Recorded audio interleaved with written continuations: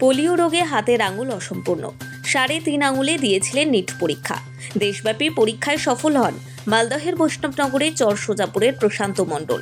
তার দাবি, কলকাতা এসএসকেএম হাসপাতাল জানিয়েছিল হাতে স্বাভাবিক ছুরি কাঁচি ধরার ক্ষমতা না থাকায় ডাক্তারি পড়ার উপযুক্ত নয় সে। এরপর আদালতের দ্বারস্থ হয়ে মুম্বাই এইমস থেকে নিজের সপক্ষে ডাক্তারি পড়ার ছাড়পত্র পায় প্রশান্ত। নিট পরীক্ষায় তার অল ইন্ডিয়া র্যাঙ্ক 1,61,404 আর বিশেষ চাহিদা সম্পন্নদের মধ্যে 3,627।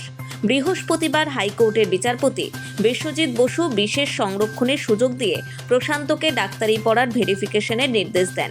ওই নির্দেশের ভিত্তিতে শুক্রবার মালদা মেডিকেল কলেজ হাসপাতালে ভেরিফিকেশনের জন্য আসে প্রশান্ত।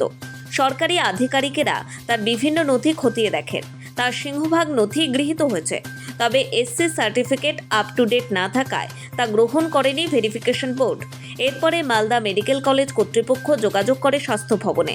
এরপর প্রশান্তকে জানানো হয় তার এসসি সার্টিফিকেট রিনুয়াল এবং উপযুক্ত কর্তৃপক্ষের সই থাকা বাধ্যতামূলক। সংশোধিত ওই নথি সহ আগামী ভেরিফিকেশনের দিন ফের হাজির হতে হবে প্রশান্তকে। আমার হাতের শুধু প্রবলেম আছে, আর এমনি কোনো কিছু নাই, মানে তাও আমি সব কাজ করতে পারি। যেমন সবই কাজ, সাইকেল চালানো, এমনি কাজে টাজে সবই ধরতে পারি। তো কি বলেছিল কে? এসএসকেএম থেকে কি বলেছিল? এসএসকেএম বলছিল তুমি কোনো কাজ পারবা না। আমি বললাম যে পারবো, তাও ওরা বলছে যে না তুমি পারবা না। তারপর আমি 3-4 বার গেছিলাম, তাও বলছে তুমি পারবা না। বলছে তোমাকে বলছে তুমি যতই বড় প্রধানমন্ত্রী নিয়ে আসো তাও তোমাকে করে দেবো না, এইভাবে বলেছে। তারপরে কি করলে? তারপরে কি করলে? তারপরে আমাকে বলে তুমি চলে যাও বাড়ি, তোমার হবে না।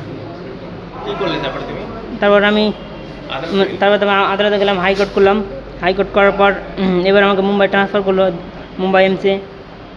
ওখানে গেলাম, ওখান থেকে গিয়ে সার্টিফিকেট নিয়ে আসলাম। একটা সার্টিফিকেট নিয়ে এসে আবার মানে ওটা কভারের মধ্যে ভরা ছিল প্যাকেটের। তো ওখানে এরা জজ সাহেব খুললো, জজ সাহেব উকিলটা খুলেছিল মনে হয়।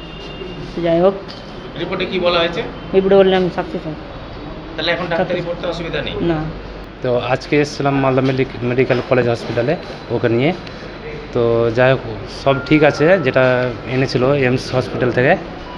তো এখন যেটা বলছে এসসি সার্টিফিকেট নিচে মানে সিল নাই, ওটার জন্য বললো যে কি সিলটা যদি আনো তাহলে এখন হয়ে যাবে আর কি।